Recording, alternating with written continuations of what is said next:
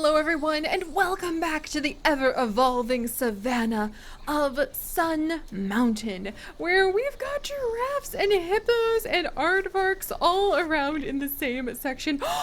And we just went up a star level, yes! So we might be able to start purchasing things to make our guests happier and get them to give us even more funds, take care of our little aardvarks, and take care of our not-so-little giraffes. That's wonderful!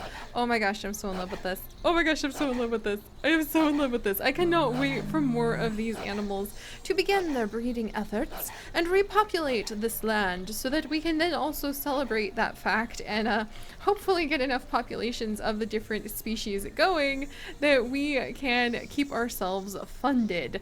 Oh my gosh. And Liam, what are you doing over here? I really want to kind of try to force Liam back over to his watering hole where all the females are, but if he doesn't feel like mating, then, well, I guess he's not going to defend his watering hole. But, my friends, let me go ahead and show you guys who is going to be defending the watering holes, because it's been the rainy season! Look at this! Look at this! There is so much here! The water has filled up the entire river. It was amazing. We actually went ahead and I used the weather tracker, aka my random generator, to see how powerful the rainy season that will last for the next 12 episodes will be, and it is actually supremely powerful. So, are you guys ready to jump in the helicopter? Let's do this. Look at this! The crater has filled up with water. We have the entire river overflowing its banks. This was much smaller as the original little watering hole that it was. You can actually see the outline where the mud spots used to be. It has filled in completely. This has grown so much, and yes, my friends, as part of the wild animals that came with the rainy season, we have a crocodile! We now have a Nile crocodile, which is so cool. So the crocodiles have arrived along with the fish, a few little fish that came with the rainy season. Also, pardon the water, sometimes it can cause a bit of a lag. That's just because we slip on the mud, of course. Oh, hello, that's fine. Just crawling out of there like you're gonna give me a little nom, are ya? I'm gonna keep an eye on you, friend. I am gonna keep an eye on you. But as you can see, so I actually rolled the random generator and it literally rolled the maximum amount for the rainy season. So we had the entire watering hole fill up. We had the entire river fill up. This little crater filled with water. This crater filled with water. And we had a new section that the river carved. So we actually had the river carve into the land over here and make another riverbank that will move some bee eaters over to, because they love riverbanks. And we have new watering holes that have scattered through the area. We've even got some that have flooded the den over back here. Oh, and the Roan antelope wants to reproduce. I will help you out on that, friend. You are a female? Okay, let's get a male Roan antelope here stat. Okay, male Roan antelope. Oh, they're so expensive. Why do you guys have to be so expensive? I'm gonna do it because I really want to get the populations of all of our animals up. So now when we start seeing alerts from our naturalists who are keeping an eye on all the animals, that the animals want to reproduce but they can't find a mate, if we can afford it, we're gonna start providing mates to them. And then as time goes on and we have like all of our animals here, oh, Vishy, you're not feeling your best, my dear. She's about to lay an egg, so I might give eggception. Oh, I just noticed for the first time in literally ever and ever playing this game that the storks are different. If there's no stork, he doesn't have a little package, and if he is a stork, he has a little bag in his beak. That is so cute. But let's see, do any of the bee eaters want to fly the coop, or are they pretty happy? Oh, geez. All right, this bee eater is done with this life. He's like, I'm out of here. I'm gonna fly away. This bee eater is kind of close to that. This bee eater is sort of feeling that. This is how we kind of keep the population in check. Oh, this one's miserable. This one's like, I am done. I'm flying away from here. You can have a little bit of grant money from the research that you gathered on me. There we go. Our Nile crocodiles, our reticulated giraffes. We have only one male hippo, and he will not get back over to his mates. I guess we'll have to wait and see if our hippos want to mate. But yes, so you can see there's little watering holes that have popped up all over the place. We've got another bend to the river over here, so we might move more bee eaters over to where there's a whole new riverbank. We've got water that came all the way, and we actually stopped. I think what we'll do is let's go ahead and put some... Let's put down... Oh, we have new items. We have new items.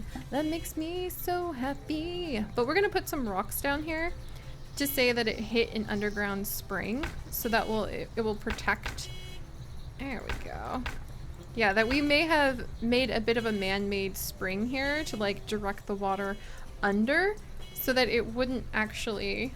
Oh, look at this. It might drown out this acacia tree. That would be kind of an interesting thing to see. And we'll make a corresponding edge on this side. There we go. Just to say that the water... Yeah, maybe we'll do that and this. Didn't go next to the Jeep tour because unfortunately I don't know if I can come up with a way to make the Jeep tour be able to go around it. And since there are so many of you guys causing issues over here, Connor, come on, we're gonna scooch some of the bee eaters now. Let me roll a dice to see how many are going to fly away. 3. So we'll take Connor as one of our males, and let's see if we can find a couple females in this big gaggle. Connor and Autumn, this big group of bee eaters. With the new riverbanks that they like to nest next to, we'll have them possibly be kind of like, wah, startled. Okay, this is a male, but he'll probably come over here too, why not? But we'll say they're kind of startled by the honking, and we'll head out of here. And then let's grab another group of bee eaters, because we have that big, beautiful new section that they're gonna love, where the river carved out. Yes, a new riverbank over here. And how many? Let me roll the dice. 1! Okay. Well, it's literally just this one. She's the only one who wanted to come this time, I guess. I guess I should start just going ahead and like rolling to see how many bee eaters spread out in the land. But we'll see. It's kind of fun to let the dice and random generators determine like when we move things around. And speaking of random generators, now that it is the rainy season for the next 12 episodes, what is going to happen is we are going to start seeing new plants pop up. So every day I'm going to roll a dice to see what kind of plants pop up, how many and what quadrant, since we have broken up the entire area into 4 quadrants, quadrant 1, 2, 3, and 4. And we will see what quadrant those plants appear in. We will see if they're going to be big plants, medium plants, small plants. We're going to see how big, like how rare they might be. If they're going to be useful, are they going to be decorative, or are they going to provide some food? We'll have that as my random generators too. So you're going to see a lot of new plants popping up all over the place, all on their own, so we don't have to pay with it from our grant money. As the rainy season goes on. And then in 12 episodes, when we, 12 months, cough cough, when we switch to the dry season, the opposite will happen. We will actually have rolls to see how strong the dry season is. Things can dry up, trees can die off. Ava has died of old age! Oh, tragedy of tragedy! Ava, no! My little Aardwolf. Where's one of the other female Aardwolves? Okay, now this is her child? Now we have Ava the second, the Aardwolf. Oh, this is so sad. We need to be able to get more Aardwolves, but I don't have enough money. So yeah, this is gonna be fun. I love watching this just evolve organically. So yes, every time we come back together, my friends, do expect us to actually have some occasions where there's new plants because it's the rainy season. And then later on in life, when it is the dry season, we will actually see entire swaths of these areas disappear. So just be prepared for that. All right, and can we make the aardvarks happier now? Because they're so miserable with like the wrong shelter. And we put down some burrows, but they just don't seem to recognize them. So I think the aardvarks actually need a specialized burrow that we just haven't been able to find. So So we'll have to be patient and see if we can pull that off. Oh yay, Vixie laid another egg. Vixie! I think she has now left on old age, if you ask me. Well, let's actually take a couple of the eggs. In fact, that's a good idea. We'll say that the other bird that flew the coop over here, maybe she took a couple eggs with her. Like, she laid a couple eggs. She's gonna start a new expedition on the side over here. Oh, we're gonna need some water for them over there too, huh? Phooey! My carefully laid plans. Alright, where are you, my dear? Can't see her. That's alright. We'll get some little waterways and we'll put down a couple trees. It is the time of trees after all. Alright, where's my bee eaters? For crying out loud. Bee eater, bee eater, bee eater. Whoop, whoop, whoop, whoop, whoop. All-age! Oh no! Roan, antelope, all-age wandered away. I had to adopt him out because seeing more than 3 negative icons means that they are kind of miserable in their area and they would leave. I think he actually got upstaged for being alpha because there's another male and he did not manage to get the females that I thought he would. So he actually, in my theory, got upstaged and had to leave because in the Roan antelope group, the dominant male will be over one area, and well, yeah, there's plenty of bugs. Now there's some water. But yeah, the dominant male will have his harem of about 5 to 15 females. So that's what happened there. I can only assume that's what happened there. And because these are acacia trees, let's add some branches on the ground for animals that eat the branches. And at least we can adopt maybe a new Aardwolf now. Or maybe new giraffes. Yes, let's get the other species of giraffe in here. That's an excellent idea because the faster they breed, well, giraffes don't really breed very quickly, do they? We should get a whole new animal in. You know what? But we do have an Aardwolf, if he's still around, Dan, who has been waiting for a mate for so long. I want to get Dan a female if we can afford it. How much are the Aardwolves? Oh, we're so close. It's probably not a good idea. Probably not a good idea at this point. Let's check the Roan antelopes. Do we have an extra male? We have, yes, we have an extra male. Is he an adult? He's an adult. Yes. Okay. So he's going to go ahead and be adopted out, unless he has like a mate, newly born. So the new baby. Yeah, it looks like, oh, alpha antelope overboard. Oh, no. I had it backwards. So yeah, the other antelope, Olich was the one who has apparently been kicked out, and that's why he would have left to go find females of his own. So yay, all right, and now we have enough. I really want to get Dan his own female Aardwolf, and I'm gonna name her Donna. Let's go ahead and name her Donna. And the Aardwolf, Donna, mate of Dan.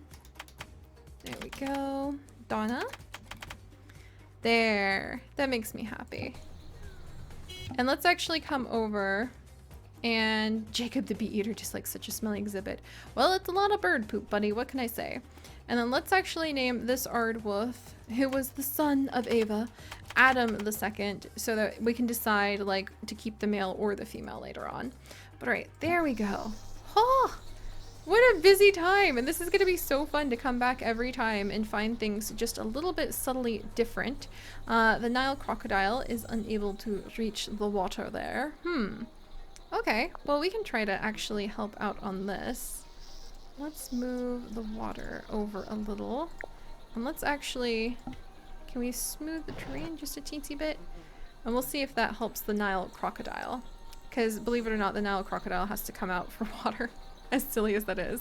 And I need to name our Nile crocodile. So that's definitely going to be coming up. It should be able to get the water now. And we need to actually fill this entire thing with, oh, it can just drink from right there. Nice. But we need to fill this thing with fish if we want the Nile crocodile to have food and not hunt the animals in our area, which it very well could. So let's go ahead and add in some of these fish. These are live prey, so they're kind of pricey. And we might look in, so those are live prey, and we should look into getting actual fish. Yes!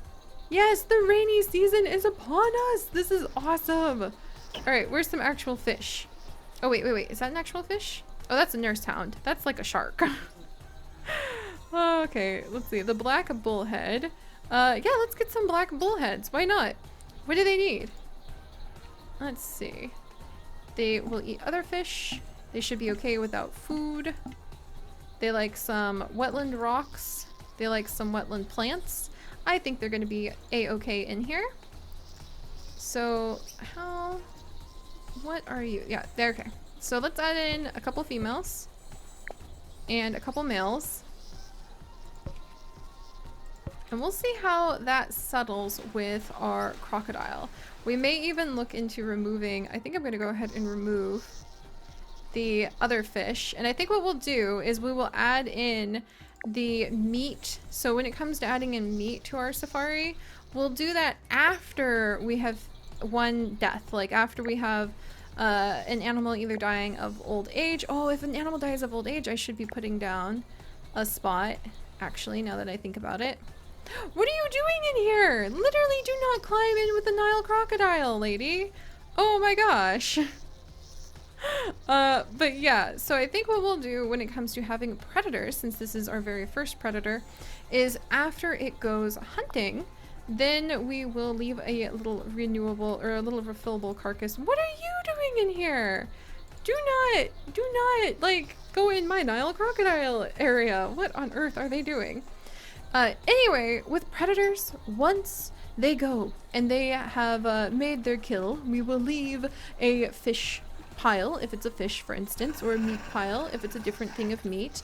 And from now on, when I notice that animals pass away of old age, or occasionally when we remove some bee eaters, I will put down some of the meat, and I'll try to keep it in specific areas, because we'll say the meat gets to be there for, I mean, eventually, like when it runs out, we should, like, we'll check on it now and then, and if it's low, we'll remove it. We'll figure it out.